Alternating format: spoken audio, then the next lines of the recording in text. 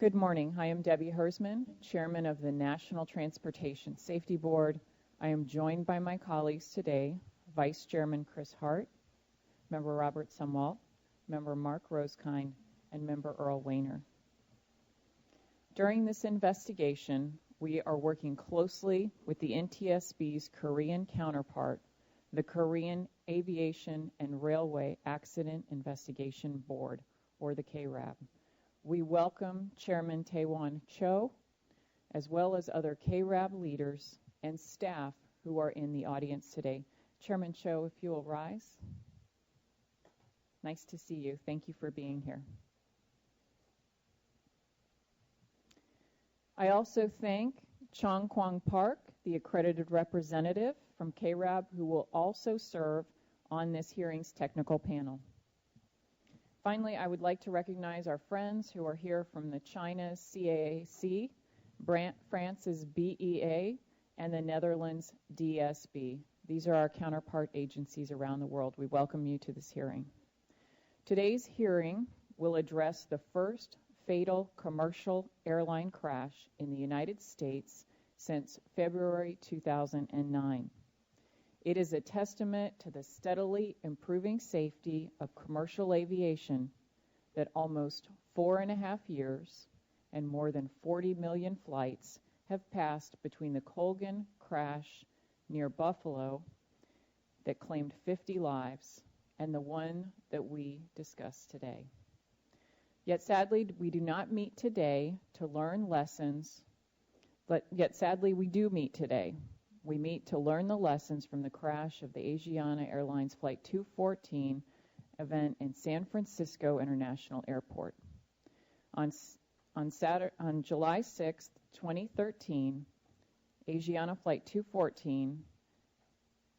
on July 6, 2013, Asiana Flight 214, a Boeing 777-200ER with 291 passengers, 12 cabin crew, and 4 flight crew aboard, struck a seawall during approach to the airport. The tail cone, vertical and horizontal stabilizers, part of the landing gear, and the aircraft's 2 engines were separated from the plane during the accident sequence, while the aircraft rotated 330 degrees before coming to rest a couple thousand feet down the runway. The post-crash fire was initiated when oil came into contact with the right engine, which remained in close proximity to the fuselage and ignited. The accident resulted in 3 fatalities and more than 200 passengers and crew were transported to local area hospitals. On behalf of my fellow board members and the entire NTSB staff, we offer our condolences to those who lost loved ones and extend our sincere wishes for those who were injured to achieve a full recovery. I know that several of you are viewing these proceedings from San Francisco or maybe watching from your homes. We recognize that your lives were forever changed when the crash occurred. And we know that nothing can replace the loss of your loved one or repair the trauma of a life-changing injury.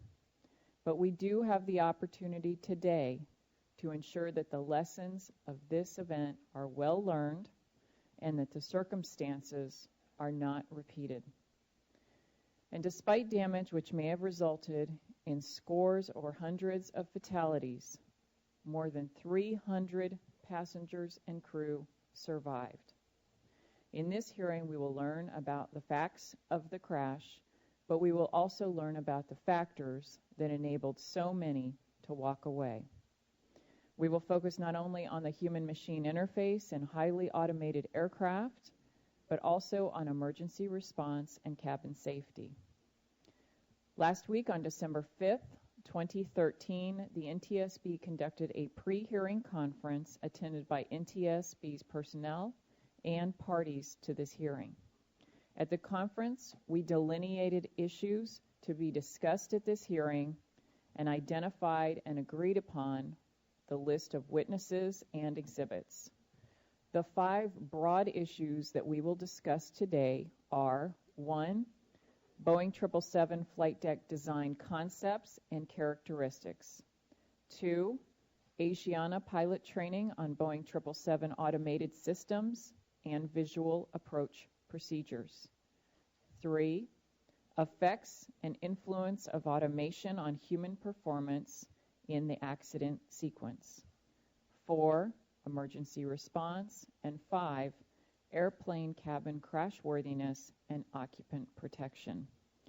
Testimony and questioning will be limited to these 5 issues. Before proceeding, I'd like to identify the NTSB staff members who are a part of this hearing. First, Mr. Bill English, our investigator in charge; Tim LeBaron, the hearing officer. Our technical panelists include Dr. Bill Bramble, Roger Cox, John DeLisi, Emily Gibson, and Pete Wentz, and from the KARAIB, Mr. Chong Kwong Park. Additional support is provided by NTSB staffers Keith Holloway, who's in the back handling public affairs, Mr. David Toshin, who's seated behind me, Mr. Jim Rodriguez, and Mr. Benjamin Allen, who will all provide legal support. And Adam Hooray and Andy Olvis are in the back row, and they will be supporting our team with the audio visuals. I would also like to take a moment to thank Hugh Choi, who acted as a liaison between the NTSB and the KARAIB in preparation for this hearing over the last couple of months. I will now introduce the parties who have been designated to participate in this investigative hearing. As prescribed in the board's rules, we designate as parties those persons whose participation we deem necessary in the public interest and whose special knowledge will contribute to the development of pertinent evidence. As I call the name of the party, I ask the designated spokesperson to identify themselves and their affiliation with the party that they represent and introduce the other persons at their party's table. We'll begin with Asiana Airlines, Captain Soo Young Kim. Good morning, Chairman Hussman, Vice Chairman Hart, other members of the board, and ladies and gentlemen. My name is Captain Soo Young Kim. I'm Executive Vice President of Flight Operations at Asiana Airlines, and I am Asiana's party representative for today's hearing. Let me begin by expressing Asiana's sorrow for the loss of life and the injuries sustained by passengers on Flight 214. To the passengers who were injured and to the families who lost their loved ones, we are deeply sorry. We at Asiana are committed to doing everything we can to prevent such an accident from ever happening again. We appreciate the NTSB's work in investigating the causes of this accident, and we are grateful for the opportunity to participate in the investigation and in today's hearing. With me today are Ms. Mi Hyung Kim, Executive Vice President of Asiana, Captain Il-jae Park, Vice President of Safety and Security, Captain Moon-sik Im, CRM Instructor, Mr. Daniel Suleiman, Outside Counsel, and Ms. Chris Pang, also Outside Counsel. Thank you. Thank you, Captain Kim. We'll now move to Asiana Pilots Union, Captain Song-shik Min. Yes, Madam Chairman. My name is Captain Min. I'm the chairman of the Asiana Pilot Union. Seated to my right is First Officer Kim, Boeing 777 safety representative for Asiana Pilot Union. The First Officer Kim's right is First Officer Shin, a safety representative for Alpha Korea. Across from me is Chad Valentine, Senior Staff Engineer for Alpha International. Next to Valentine is Captain Paul McCarthy, retired Boeing 777 captain from IFALPA. Next to Captain McCarthy is Captain Cozier, Executive Vice President, Professional Affairs for IFALPA. Thank you, Madam Chairman. Thank you, Captain Min. We'll now move to Air Cruisers, Mr. John O'Donnell. Good morning, Madam Chairman. My name is John O'Donnell. I'm president of Air Cruisers. To my left is Ed Viankowski. He's technical director. Across the table from me is Rob Hedges. He's the Boeing program manager for our products. Thank you, Madam Chairman. Thank you. The Boeing Company, Ms. Michelle Burnson. Good morning, Madam Chairman. Boeing would also like to express its condolences to the family who lost loved ones in this accident, and its sympathy and wishes for a speedy recovery to those injured. This morning at our table we have myself, Michelle Burnson. I'm the Chief Engineer of Air Safety Investigation. Across from me is Larry Schneider. Larry's the Chief Project Engineer for the 777 airplane. Next to me is Mark Smith. Mark is one of our air safety investigators and was the air safety investigator for Boeing on scene. Across from Mark is Allison Kendrick. Allison is our principal senior counsel for the Boeing Company. We also have Gary Miser, who is our chief project pilot for the 777 airplane, and Bruce Campbell, who's our partner at Perkins Coie. Thank you very much. Thank you. The City and County of San Francisco, Mr. Trig McCoy. Good morning, Madam Chairman. My name is Trig McCoy. I'm the Chief Operating Officer of San Francisco International Airport. I'd like to introduce the people here at our table. Across from me is Counsel Gary Halbert. Next to him is Assistant Deputy Chief Dale Carnes of San Francisco Fire Department assigned to San Francisco Airport. Next to him is Constance Manafee from the General Counsel. Across from her is Mr. Doug Yakel, Principal Information Officer, San Francisco Airport. And next to me is Ms. Cheryl Bregman, General Counsel, San Francisco International Airport. Thank you, Mr. McCoy. And finally, with the Federal Aviation Administration, Mr. Bob Drake. Good morning, Madam Chairman. Bob Drake with FAA's Office of Accident Investigation. To my right is Tony James, also with FAA's Office of Accident Investigation, our on-scene investigator. Across from me is Paul Bernardo. He's with the FAA's Seattle Aircraft Certification Office, and Andrew Dilk, who is with FAA's Office of General Counsel. I'd like to thank all of the parties. Thank you, Mr. Drake. And I'd like to thank all of the parties with their for their cooperation with the investigation thus far. I'd also like to especially thank all of the parties, the witnesses, and everyone in attendance for your willingness to be accommodating. We have a long schedule today due to the weather delay yesterday. Thank you for everyone who's been willing to adjust your schedules and to make your witnesses available. We look forward to having a productive day. And I know it will be a long one, but we'll make sure that we have a number of breaks in here. So thank you all for your cooperation with the investigation thus far. We still have a lot of work to do before we get to the end of this investigation, but we do appreciate your valuable time, and we look forward to working with you as this investigation proceeds. We will begin this hearing with the presentation by the investigator in charge, Mr. Bill English, who will provide an overview of the crash. We will then proceed in sequence, one panel at a time, for each hearing issue. You all should have copies of the revised hearing agenda for this one-day hearing that will run until 8 p.m. this evening. For each panel, the hearing officer, Mr. LeBaron, will call and introduce the witnesses, and each witness will testify under oath. The witnesses have been pre-qualified, and their qualifications and biographical information are available on the NTSB website. The witnesses will be questioned first by the NTSB's technical panel, then by a spokesperson from each of the parties, and finally by the Board of Inquiry.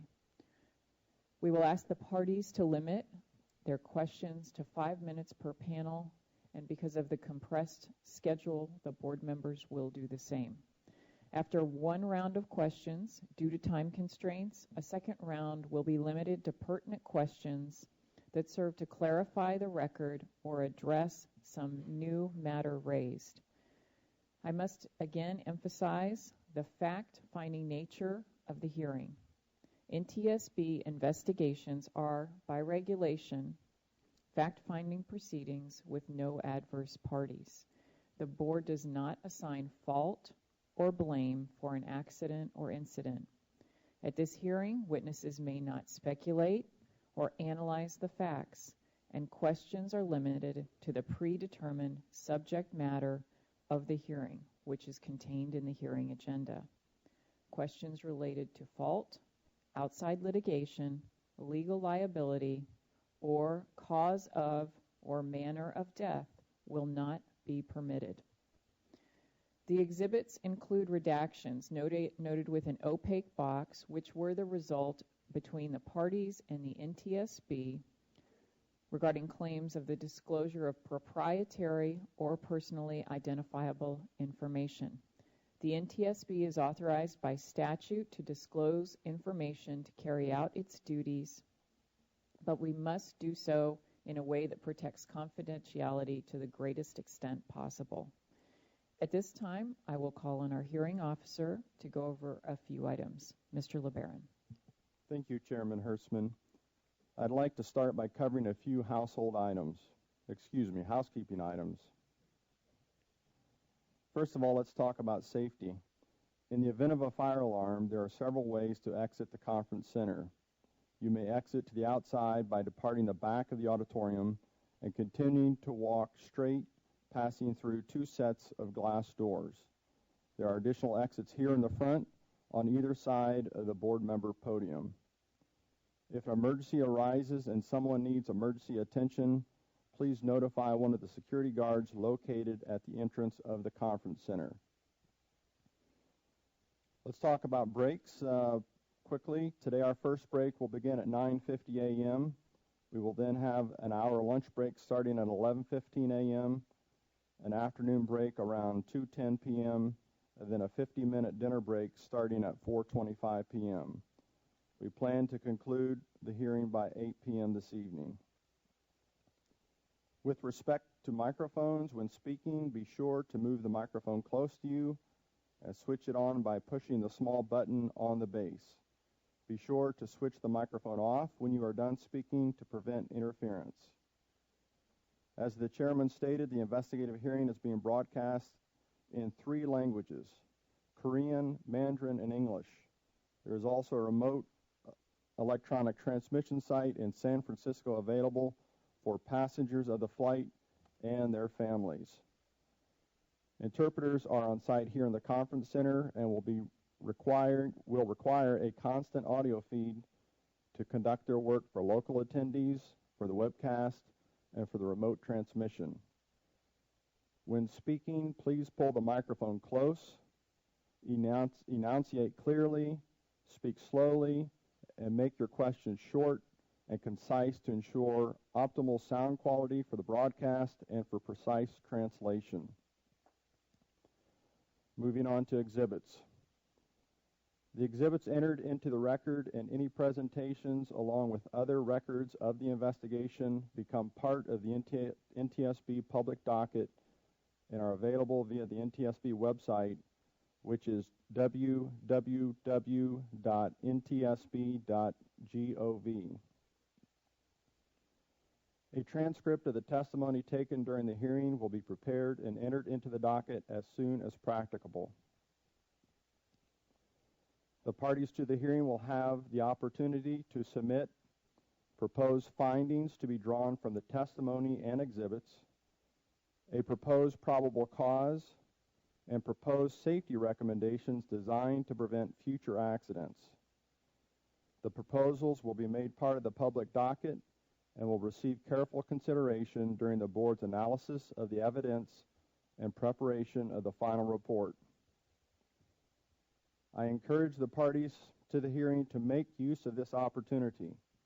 Please note that the proposals must be received by the NTSB within 30 calendar days of the NTSB's transmittal of the draft hearing transcript, and copies must be provided to each of the parties to the hearing. The hearing transcript should be available to the parties by December 18th, 2013. Thus, submissions are due by January 18th, 2014. Chairman Hersman, this is all I have at this time. Thank you, Mr. LeBaron. Mr. English, will you now provide an overview of the accident for the group? Thank you, Madam Chairman. Good morning. On July 6, 2013, at 11:28 local time, a Boeing 777 operated by Asiana Airlines as Flight 214 struck the seawall short of runway 28 left at San Francisco International Airport. The airplane was destroyed by impact forces and fire. 3 of the 291 passengers were fatally injured, and approximately 199 were transported to hospitals with injuries. 3 of the 4 flight crew and 10 of the 12 cabin crew members were injured.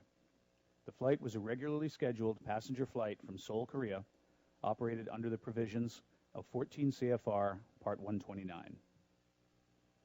The departure and en route portions of the flight were routine. Flight time was approximately 10.5 hours. The airplane entered the San Francisco terminal area at approximately 11:15 local time via a standard arrival route.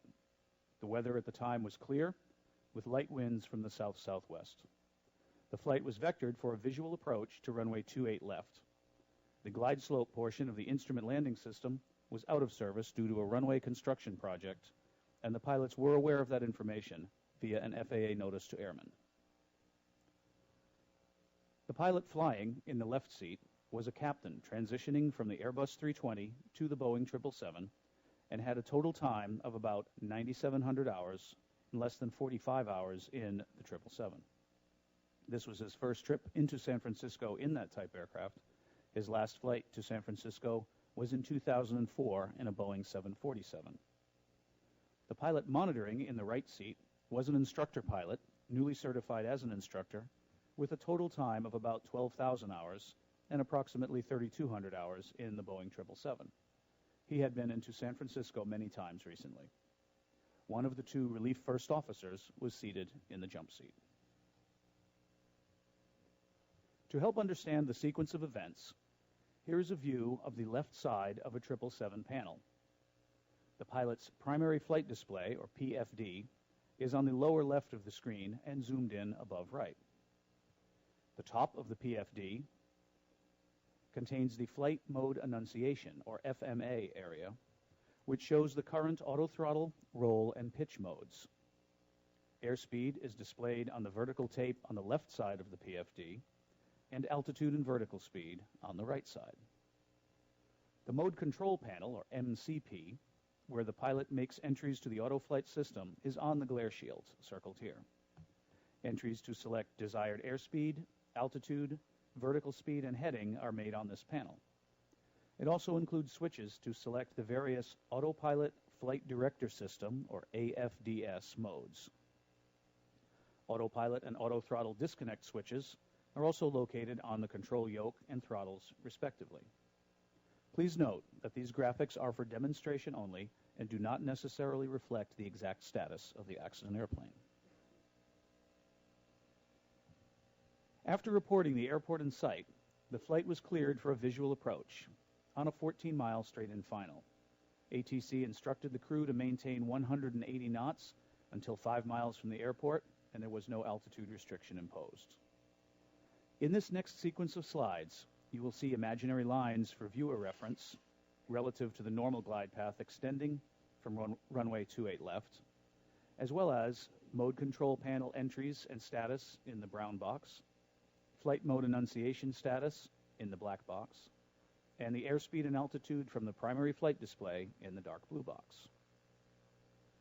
As the airplane passed over the Dumbarton Bridge, descending through about 4,800 feet on the extended center line of the runway, indicated airspeed was 210 knots. Descent rate was about 1,300 feet per minute. The AFDS was configured such that the autopilot was engaged and selected to flight level change mode, descending to a selected altitude of 1,800 feet, which was the normal final approach fix, or FAF, altitude. The auto throttle was engaged in hold mode with the thrust levers at idle. This is an expected configuration to descend to FAF altitude. Shortly after, the crew switched the autopilot to vertical speed mode with a commanded descent rate of 1,000 feet per minute, and the auto throttle switched to speed mode with a selected airspeed of 172 knots. That rate of descent was not fast enough to remain on the normal glide path, and the airplane diverged above the normal angle. Landing gear was extended, and the descent rate was briefly selected to 1,500 feet per minute, then back to 1,000. At this point, the airplane was about 6 miles from the runway at about 175 knots and descending through 2,400 feet, well above glide path. As the airplane approached the San Mateo Bridge, which is about at the FAF or 5 Mile point, the MCP select altitude was changed to 3,000 feet to prepare in case a go-around is needed, which is a normal action on approach. Shortly afterward, the airspeed select was set to 152 knots. The airspeed was still well above the desired glide path. At an altitude of about 1,600 feet and 3.5 miles from the runway, data indicates the flight level change switch on the mode control panel was activated, changing the autopilot and auto throttle operating mode.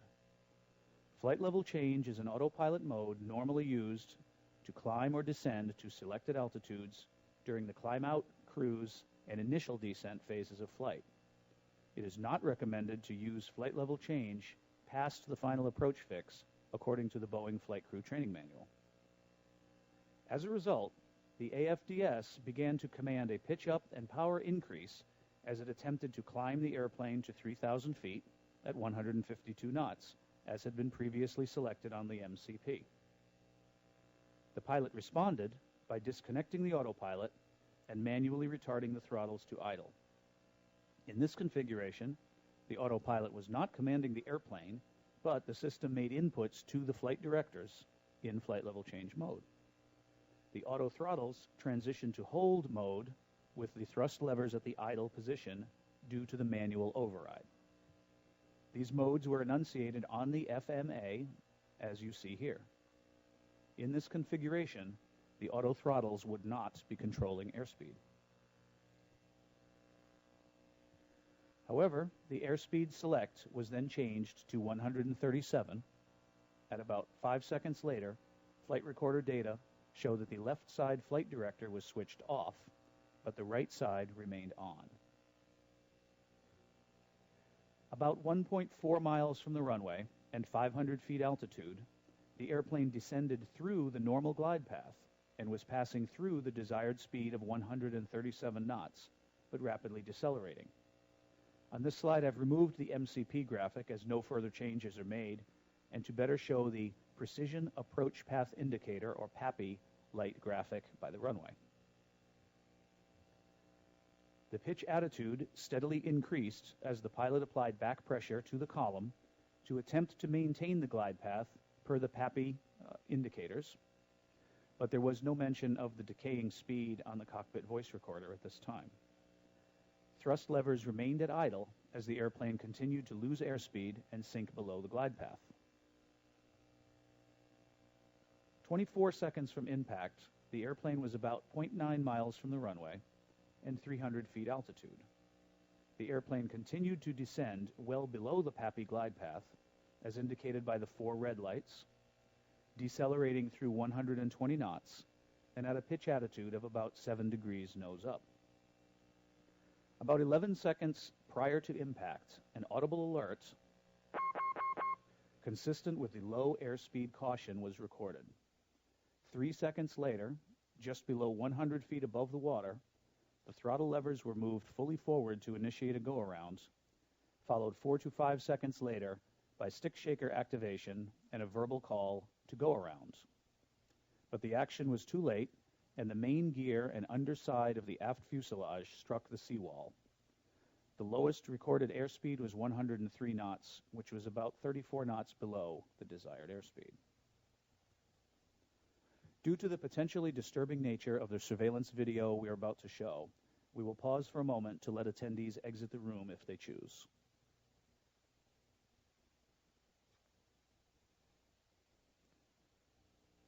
Go ahead.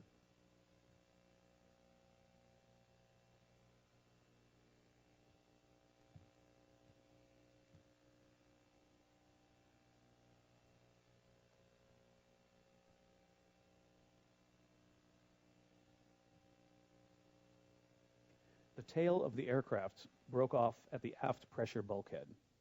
The airplane slid along the runway before the fuselage lifted into an approximate 30-degree nose-down angle and pivoted about 330 degrees before coming to rest off the left side of the runway.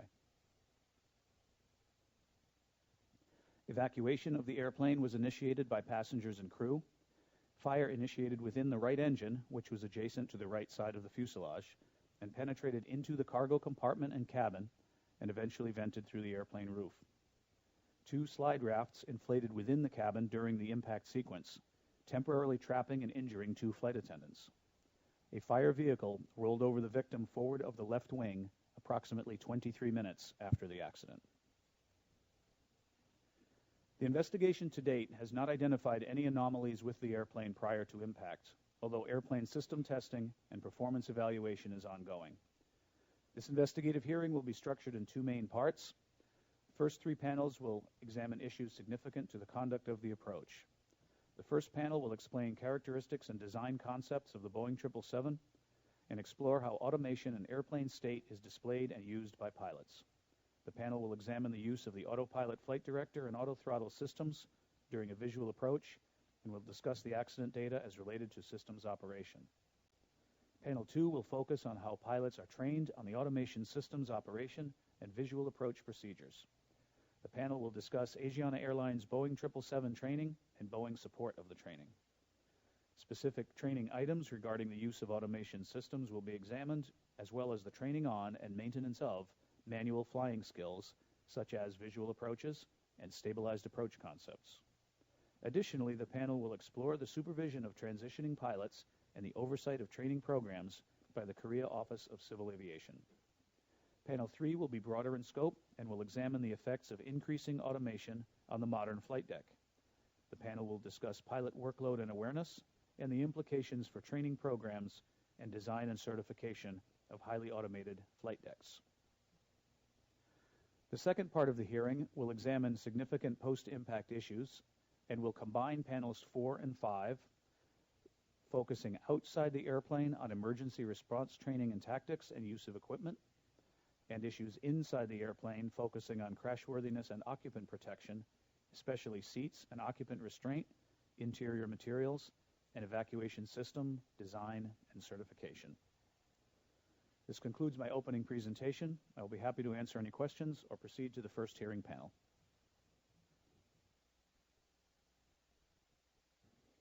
Thank you, Mr. English.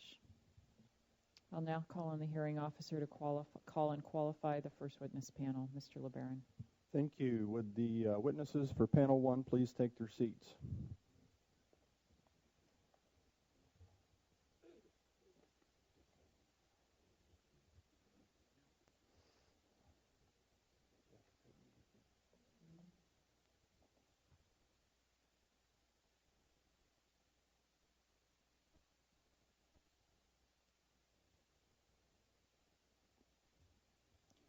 Chairman Hersman, witness panel 1 is composed of the following individuals from my left nearest the Board of Inquiry.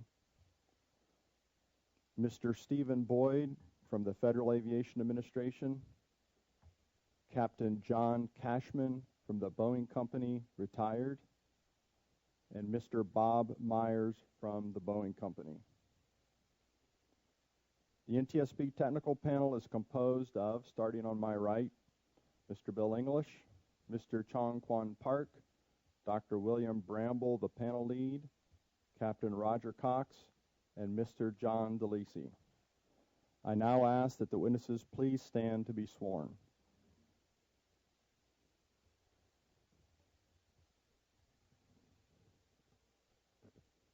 Please raise your right hand. Do you swear or affirm to tell the truth, And if so, answer I do. Thank you. You may be seated. Chairman Hersman, these witnesses have been pre-qualified, and their respective experience and qualifications appear in the docket as exhibits in Group 1. I now turn the questioning over to Dr. William Bramble. Good morning, Chairman Hersman and members of the board. We'll begin with panel 1, which will address B777 flight deck design concepts and characteristics. And we will start the questioning with Captain John Cashman, who was the 777 program chief pilot in the mid-1990s. Captain Cashman, can you describe for us Boeing's flight deck design philosophy circa the mid-1990s when the 777 was initially certified? Thank you, Dr. Bramble. The initial design actually started in about 1989. We used our Boeing flight deck philosophy that we had at the time, and we went out into the industry to our customers as well as the regulatory agencies and solicited inputs to find out if we needed to revise the design philosophy. We worked with customer pilots, our own engineers, and our own human factors people, and discussed elements we needed to change or address with Airline Pilots Association, International Federation of Airline Pilots, and human factors experts from academic world as well as NASA and FAA. The end result was we came up with a philosophy that was used not only for hardware design, but the operation of the airplane. So it was an operation philosophy as well as a design philosophy. Specifically, we came up with a number of elements, and I'll limit the ones I present today to the question about airspeed and energy and things of that type related to this incident. But first one, the pilot is the final authority for the operation of the airplane. We try not to put in design elements that can override the pilot or second guess the pilot. We let him be the decider of what he wants at a given moment. Secondly, both crew members are ultimately responsible for the safe conduct of the flight. They have assigned duties and they ensure the safety of the flight. We build a cockpit to operate in that manner. We try to design for crew operations based on a pilot's past training and operational experience. That doesn't mean exactly the same airplane features, but basic operating philosophies of command authority back to the very first flight lesson. We accept the fact that pilots, as all humans, make errors. We try to make errors that can be corrected and noticed. And lastly, at least for today, as we apply automation as a tool to aid the pilot, not replace the pilot. Thank you, Captain Cashman. Could we move on now to a description of the features of the 777 cockpit that were designed to support pilot airspeed awareness? And Adam, if you could bring up Exhibit 14 Delta, page 4.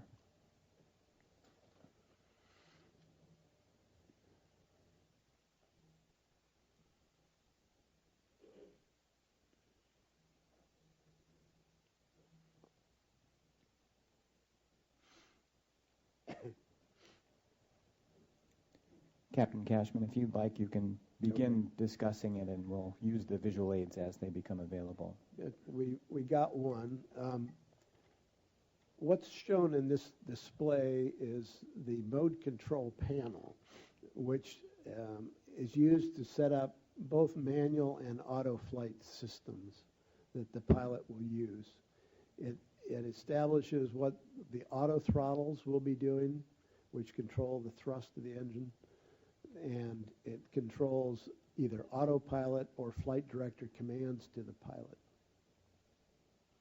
If we could, I believe it would be the next slide to this one.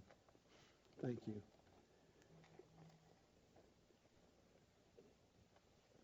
What as was mentioned in the opening, is the primary flight displays are the primary source of air data and information to the pilot about speed and the energy state of the airplane. The upper center display displays engine operating parameters, and also is that where the messages system for the engine indicating and crew alerting system occurs. One of the items that came out of our operating philosophy is we provide tactile as well as visual indicator cues to the crew as the state of the airplane. So the throttles actually that are shown in the lower part of the center of the diagram are always, they move, and they at full thrust they will be full forward, at idle thrust they will be full aft, and they are in there. There's two of them, and they're separate, one for each engine. The auto throttle can drive the position of the throttles as well as the crew. In all cases, they will move and be indicative of the operation of the auto throttle and the approximate amount of thrust that you're getting from the engines. There are other items which the control wheel, which is not bounded there, but the control wheels are also back driven, and so if you do a right turn, the wheel rolls to the right, the columns move forward and aft, and they provide information on the state of what the auto flight system is doing as well as what the other pilot is doing. And lastly, the speed brake, which is to the left of the throttles, that moves either automatically or manually if it is armed. The system displays what the speed brakes are doing. Full forward is down, full aft is full up. So those are part of the operating philosophy as we give tactile, visual, and in some cases oral feedback is the state of what is going on. Can you step forward 2 slides, please, Adam? Can you just describe for us briefly how airspeed is displayed on the primary flight display? Yes. On the left side, there's a moving tape which displays airspeed. Inside of that tape, the current airspeed in digits, they are rolling digits. So the rate of the roll and the rate of the speed tape movement are proportional to the actual speed change. One can get acceleration and deceleration cues based on the rate at which those parameters are moving. Next to the little current airspeed window is a speed trend vector. The end of the green arrow, which is a variable, indicates where the speed will be at the current acceleration or deceleration in 10 seconds. The pilot from the mode control panel can select the speed that he desires, either with the auto throttle or as a reference mark, and it's called MCP select speed at the top of the tape, and there's a magenta bug that runs along the right side of the airspeed tape. From the flight management computer, which has a lot of navigation data and performance data, we can set the reference speed, which is a proportion of the stall speed, and it's generally the minimum speed a pilot would be flying an approach at. In the center of the blue portion is a parameter called pitch limit indicator. It indicates the attitude at which the stick shaker, or stall warning, will be going off. It is based on angle of attack. It is not just a number that's calculated. It actually is a variable, and it gives a pilot how much margin to the stick shaker warning he has. As he approaches it and it touches, the stick shaker will go off. The barber pole down on the left, sort of a black, it's hard to see, in red. The barber pole, the top of the barber pole, is also the speed at which the stick shaker goes off. And it is an angle of attack based parameter. that will move up and down the amber band that is shown on the left part of the tape. So the amber band is fixed, and it's a calculated number, at the top of which is 1.3 Gs where the stick shaker goes off. So if the pilot were to pull on the column, the stick shake would go off at 1.3 Gs right when it got to the top of that amber band. Captain Cashman, you mentioned also that the control column is back-driven, even though this is a fly-by-wire airplane, such that there is some force field to the pilot when he's trying to maintain a particular pitch. How does that force field system work when the airplane slows down if the pilot attempts to maintain the same pitch? We had the option, when you build a fly-by-wire airplane, you actually have the capability to auto-trim. In other words, you don't have to trim the airplane. We accounted for many nuisance trim requirements and did away with them, like thrust effects and flap changes. But we felt it was an important parameter to keep the basic speed stability. And that term means basically when you speed up, you have to push on the column. If you slow down, you have to pull. And we have to trim the airplane for a speed change. When the pilot slows down to the top of the amber band, we inhibit the trim, so the force that he starts to pull against becomes more and more. And as you pull all the way to stick shaker, the force gets to be considerable. We change the force that normal airplanes have about 3 pounds per 10 knots of force. If you go into the amber band and start pulling, it's on the order of 15 pounds. So a factor of 5, we increase that force to make pilots aware that their speed is changing. Adam, can we have page 6, please?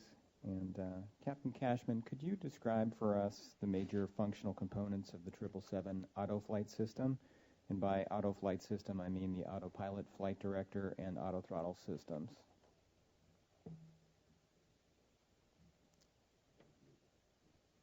Oh, I'm sorry. This one, Aaron.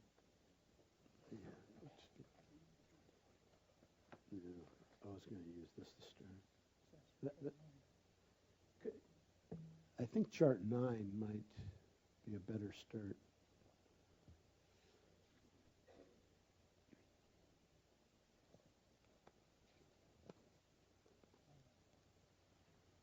Yep, other way.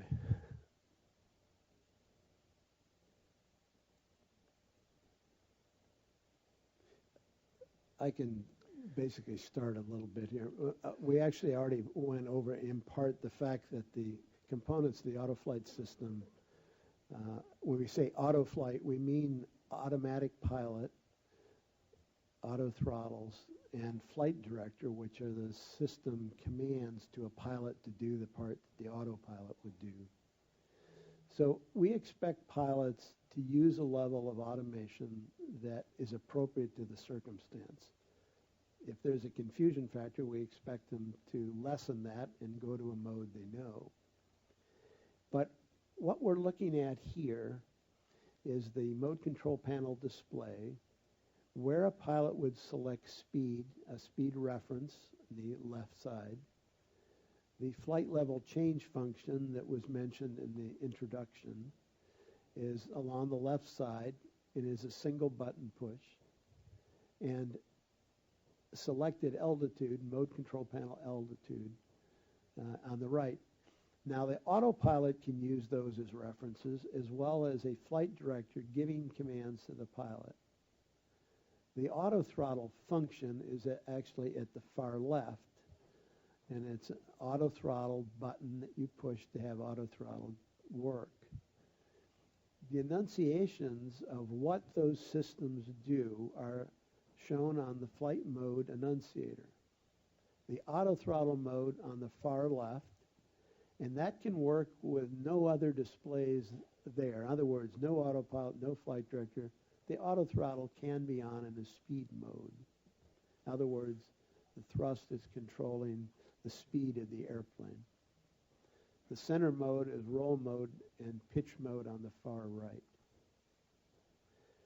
Right above the sky ground symbol is the autopilot status. It also shows flight director, if it's only flight director, and then different auto land functions. But it says if the autopilot is on, off, or flight director. You don't have to look at the flight mode, or excuse me, you don't have to look at the mode control panel to find the status of what buttons are pushed or what equipment is working. You simply look at the flight mode enunciator. Captain Cashman, can you describe for us how the pitch and thrust modes of the auto flight system interact to control airspeed and vertical speed pitch mode versus flight level change pitch mode? A pilot learns very early in his flight training, at least a power airplane pilot, that there's two ways to control speed. One is when thrust is fixed. It could be full thrust or idle thrust. Speed is controlled by pitching the airplane. If he's flying level and he wants to adjust his speed, he changes the throttle setting. The autopilot and flight director do the same thing. So there are times when pitch controls speed and times when thrust controls speed.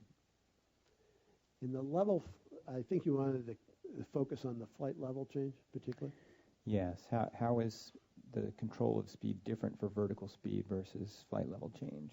In flight level change, which again was to go from one level to another level, either climbing or descending, it is a speed on pitch mode, or in some cases people call it speed on elevator mode. In other words, the elevator's pitching the airplane. So when you select flight level change, you are controlling the speed on the elevator. The flight level change is a simple way to make a smooth altitude change. If you're asking it to climb, it will put in a partial amount of thrust for a small altitude change and a large amount of thrust for a large altitude change. When you're descending, it does the same thing. If you're descending a short distance, it pulls back a small amount, lets the airplane descend in about 2 minutes or so to the next altitude. If you're descending, say, 10,000 feet, it'll pull the thrust back and go to idle. When it gets to idle, it will go into a hold mode, and it will control speed entirely on pitch changes. And what causes the throttle to resume controlling speed in a normal filch descent and cruise? The first step in deciding to use a flight level change function is to put in the altitude at which you want it to come out of the flight level change position. In other words, you put in the altitude you're going to, above or below, and then you select flight level change. When it reaches the target altitude, it will switch and capture the altitude, hold altitude, and control speed with the throttles. So it's holding altitude with pitch now and speed with the throttles. Okay. We are running a little bit short on time here, but if you could briefly walk us through the pitch and thrust mode transitions during the accident approach and how that affected control of speed, that would be appropriate now. I don't have the chart, but it's probably just as easy. As was specified, the airplane started out in vertical speed, and we could reference the flight data recorder, but it may take more time than I can just do it. The vertical speed that was selected and started was changed to the flight level change mode. partway in the descent for the approach. When that happened, they had already put in the missed approach altitude of 3,000 feet, which was above their present altitude. The airplane, and because it now had a target altitude and flight level change was selected, the airplane started to climb. Thank you. Let me pull up mine.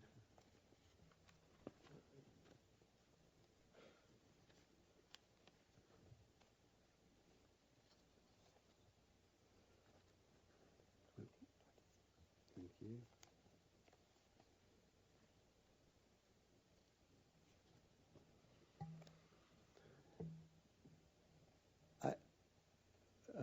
I think actually the other, well, this one is, you can track where the changes are coming. But when the flight level change mode was set, the pilot was telling the system that he wanted to climb in a flight level change mode. When he overrode that mode by disconnecting the autopilot, he was telling the system by our design that he wanted to fly manually and not have the autopilot fly. That also, because he pulled the thrust back, it went into this hold mode and he reduced the thrust to idle. So the airplane is now showing a climb, but he wants to descend, so he's flying away from the requested commands of the system, which would be normally controlling the speed, either by the autopilot or by the flight director guiding him there. The key being, if it's a flight director, he has to be following it. So I can keep going here, but the autopilot was disconnected about 1,500 feet. There were opportunities on the approach. At the time the flight directors were cycled, or at least one was turned off. If they had both been turned off, the system would have gone to a vertical speed mode, and the vertical speed mode would have caused the auto throttle to not be in hold but go to speed. Thank you, Captain Cashman. I'm going to turn some questioning now to Mr. Myers. Mr. Myers, could you describe for us the 777 low airspeed alert feature? Yes. Could we bring up slide 18, please, in this exhibit? Thank you. The airspeed low alert, as its name implies, alerts the crew to a low airspeed condition. And the alert is one of many alerts that all are part of our crew alerting system, our centralized crew alerting system. The centralized crew alerting system is on all of our wide-body airplanes and has been in service for over 30 years now. The system prioritizes alerts into three categories, as you can see in the table here. There's warning alerts, which require immediate crew awareness and immediate crew action. There are caution alerts, which require immediate crew awareness also, but do not necessarily require immediate crew action. And then there are advisory alerts, which require routine pilot awareness. We achieve immediate awareness by stimulating two senses with the crew. So, for example, with a caution alert, there's a oral and a visual component to the attention-getting aspect of the alert. After that, or along with that, the text message itself comes up on the center display between the two pilots, which in the central crew alerting area. And then also we display, as necessary, corollary information elsewhere in the flight deck to help the crew find the proper information they need to take any required action. So if you would, please go to the next slide.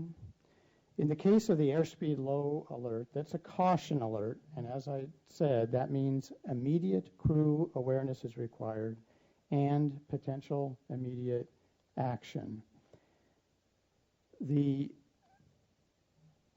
If the alert goes off then, the master caution lights will illuminate. There's one in front of each pilot. They're shown in the upper corners on this slide.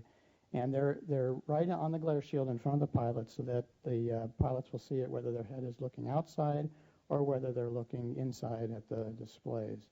Along with the alerts, the chime oral sounds, which you heard earlier during Mr. English's presentation. And then also the airspeed low text appears on the center display. So the crew hears the alert, they see the alert, they glance at the display, and they can then take the appropriate action. If you would bring up the next slide, please. Here's the primary flight display, which shows the corollary information. Notice that the current airspeed box has turned amber. Obviously, pilots know where the airspeed is displayed, but we highlight it just to provide an additional cue, and we expect them to cross-check it and take the appropriate action. As you can see in this picture, the current airspeed is just a little bit more than halfway past the halfway into the amber band region on the airspeed tape. The actual trigger for the low airspeed alert is about 30% of the way into the amber band. And that 30% number was picked intentionally as a place where it would be slow enough that we wouldn't have nuisance alerts, but it would still provide adequate margin for the crew to take action before reaching the top of the barber pole, which is where the stick shaker or stall warning would activate. Was this feature part of the 777's original design? The airspeed low caution alert was not part of the original design. It was added later, a couple years after initial cert. And why was it added to the airplane? We had an event actually on a 747 in service that was up at cruise altitude. There was a system malfunction that caused the autothrottle to allow airspeed to decay, and the crew was engaged in other activities at cruise, and they did not notice the speed decay until the stall warning occurred, and in the recovery they lost some altitude. We examined that event and felt that adding this caution alert and fixing the system problem that generated the specific incident on the 747 would be a good way to ensure that never happened again. But when we did the development of this low airspeed alert on all of our airplanes, we looked at all the operational conditions where we thought it might be where the alert might occur, and we picked the trigger point such that in all of these operational conditions it would provide adequate margin to stick shaker, yet not provide nuisance alerts. And in 1 or 2 minutes, if possible, could you describe the 777 auto throttle automatic engagement option? The 777 has an automatic auto throttle activation option, which engages or turns on the autopilot if it is off and the speed decays to a minimum speed. So it's the same as if the pilot would reach up and push the auto throttle button on the mode control panel. And so if the auto throttle is already on, it doesn't matter. I mean, it only is a feature for if the auto throttle is off and a minimum speed is reached. And did that activate in the accident scenario? In the accident scenario, the auto throttle was on, engaged in a mode, and so the activation feature is not relevant.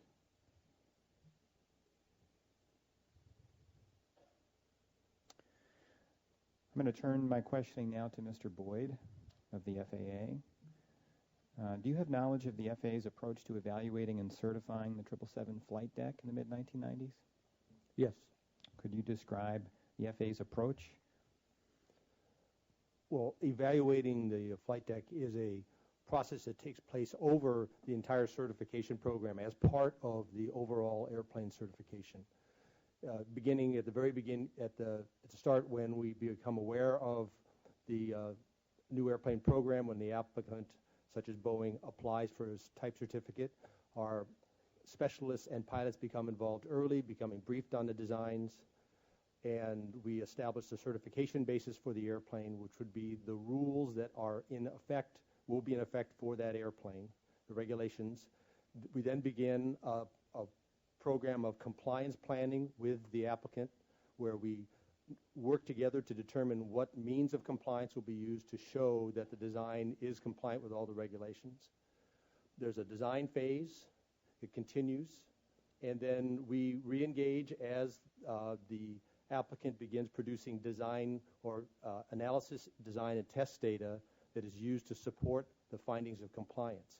Those are evaluated by a number of FAA people across a wide variety of specialties. And after the design comes together, the airplane is built, and at the tail end, then flight testing begins. And flight testing then is the final phase of the critical evaluations of the flight deck. And at that point, we have already typically seen a great deal of data associated with things like system safety effects and system reliability, all the things that are part of the general regulations that apply to the airplane and also apply to flight deck systems. And then the test program, the flight test program, brings all of that together, and we put our pilots in the airplane with the applicant's pilots and evaluate all aspects of the design, including handling characteristics, performance, and the human factors aspects of the flight deck. Can you describe a certification issue involving the auto flight system that was identified by an FAA test pilot during the 787 type certification program? And let me preface that by saying that it's our understanding that the 787 auto flight system has similar design logic to the 777. Well, I assume you're referring to a specific issue raised during the 787 program by our test pilot related to the wake-up function of the auto throttle, where there was they were conducting a flight test, and there was a flight level change initiated, and the flight level change was interrupted by another event. In this case, it was a traffic avoidance event, and as a result of the logic of the airplane, the auto throttles went into hold mode. Our pilot, as would normally be expected, was monitoring airspeed and noticed airspeed was decaying, and then as part of his test pilot functions, allowed the airspeed to decay further to see what would happen. And our test pilot was expecting at that time, he believed that the auto throttle would wake up at that not realizing that the auto throttle, since it was on, as Mr. Myers explained, if the auto throttle was on, the auto throttle would not wake up. It was already awake. And so he allowed speed to decay, and at a safe point, he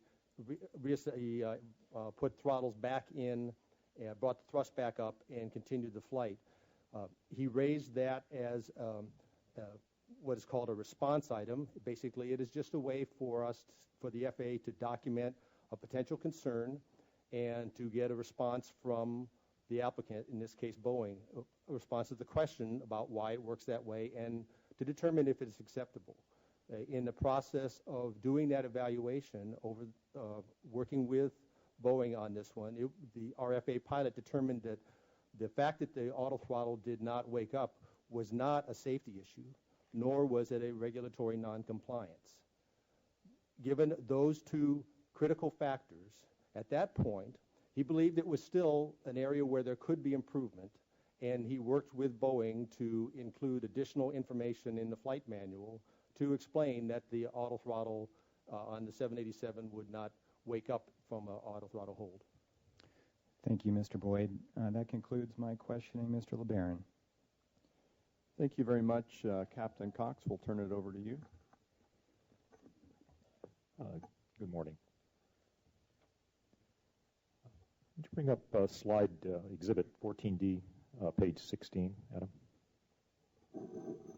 And Captain Cox, just to inform you, the timer there is our total time left for this panel, and we have one more question after you're done. Very good. How long is flight level change, Mr. Captain Cashman, how long has flight level change and hold been a feature of Boeing airplanes? The almost, thank you, almost identical control law that controls flight level change goes back to the early 1980s on the 757, 76 airplane, and was used in the 47, 400, 777, and 87. Our accident pilots flew, respectively, the 747-400 and the 767. Can you tell me what change in the autothrottle activation or the hold mode and flight level change mode took place on the 777 versus those earlier airplanes? To my knowledge, certainly from the aspect of the hold, there were no differences. They're identical. Why does Boeing think an autothrottle hold mode is necessary?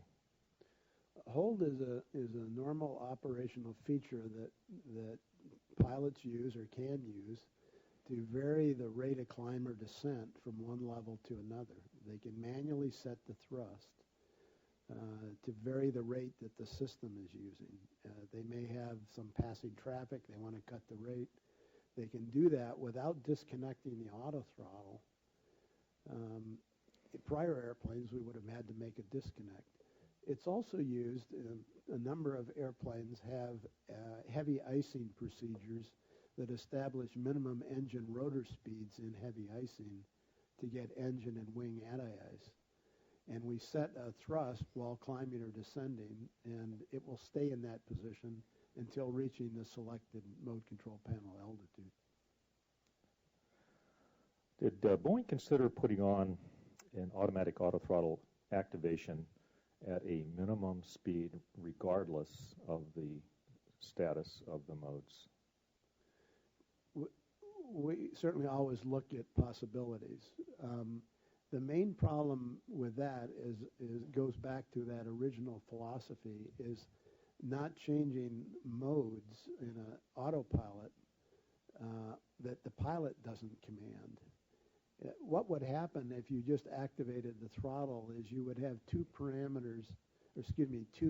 controllers of one parameter. The autopilot would be controlling speed by pitching, and the autothrottle would be controlling speed by changing thrust. It doesn't work very well, so you have to make a mode change, put the autopilot in a different control mode, and or the thrust. So it's difficult to do, and it was violating one of our fundamental design concepts. Okay. What is displayed on the FMA when your flight director is turned off? Without going to any pictures, it's pretty simple. When the flight director is turned off, on both sides, are we talking, or one side? Just one side. So if flight director is off on one side, the command bars go away. If the other side is on, the flight mode enunciator will still show the modes that are being displayed on the other side. And the throttle, which should be independent of the flight director, will show whatever mode it's in. So then, in the case of both flight directors being turned off, what is displayed on the FMA? The FMA would be blank for the pitch and roll modes. If the auto throttle was engaged, it would be in a speed mode. It would say SPD, which is the only mode in which it ever controls speed, is when it says speed. Very well. So in the case of our accident crew, we apparently had the flying pilot with his flight director off and the non-flying pilot with his flight director on, leading us to believe that there would have been a partial display for the pilot flying. There would have been no pitch command bars for flight director on the off side. Okay, great. Thank you, Madam Chairman. Thanks. And we have time for one more question. Mr. Park, we'll turn it over to you. And I'll be listening, and when the translator's ready for your next statement, I'll give you the signal. So go ahead.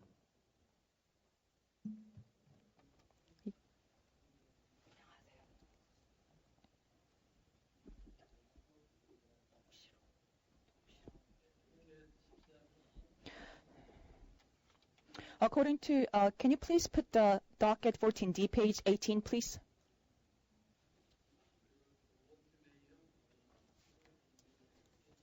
I have a question to Boeing's Robert Mayer, Chief Engineering. You just explained that the caution allotting, I will correct, warning allotting is issued when the immediate crew action is required, and the caution allotting is a lower level allotting than warning allotting, and it doesn't require immediate action, but the pilot should be aware of the situation, according to your statement. But in the sequence of this accident, there is something that I don't understand. At the cockpit of the Asiana 214, 11 seconds before the impact, the airspeed was below the minimum maneuvering speed, so there were four beeping sounds was first initiated, and 7 seconds later, the stall warning allotting, which is a stick shaker activation, is issued. And 2 seconds later, the airspeed increased, and another 2 seconds later, the aircraft struck the seawall. But actually, the pilot, before the stick shaker activates, 3 seconds before the stick shaker activates, under the caution allotting situation, the pilot pushed the throttle to its maximum, and 5 seconds later, the aircraft speed increased. So, before the warning alert is issued, the air crew actually increased its thrust to its maximum, but the aircraft actually came to strike the ground. Can you please explain in terms of low speed allotting about this?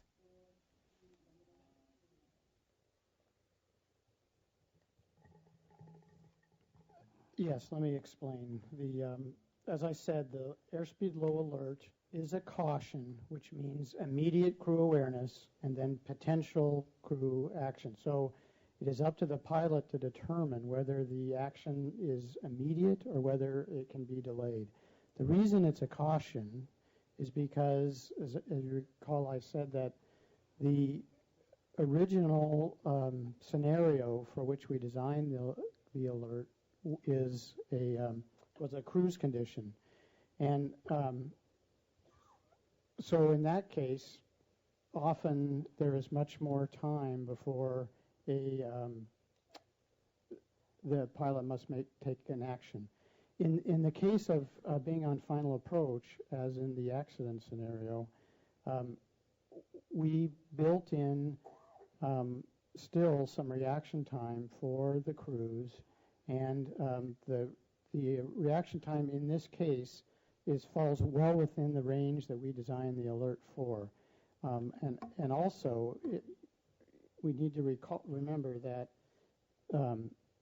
the airplane was well below airspeed, but when you're in the amber band, the airplane is still flying, and it is still can be maneuvered, just with less margin than at the top of the amber band. So there was still maneuver capability in the airplane, and the airplane is still flyable at that speed. The issue here was that there was a glide path correction required and an airspeed correction required, and this alert was for the airspeed portion. Chairman Hirschman, that's all the tech panel has for now. Thank you very much. We now have a break until 10:10. We will reconvene for party questions at 10:10.